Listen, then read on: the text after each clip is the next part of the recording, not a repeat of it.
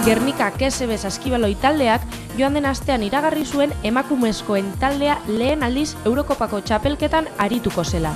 4 taldeko 8 multzotan banatuta, 32 taldek hartuko dute parte irailean hasiko den txapelketan. Partidak ostegunetan gaueko 8:30 jokatuko dira Kasilla kiroldegian. Gernikako Malostek ez baititu FIBak ezarritako edukiera baldintzak betetzen.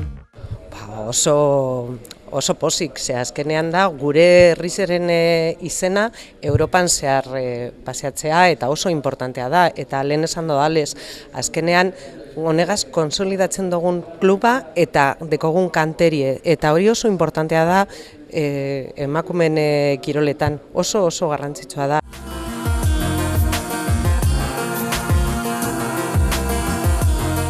El día 4 conoceremos realmente si jugamos una previa o no y conoceremos en todo caso pues, los rivales a los que nos vayamos a tener que enfrentar.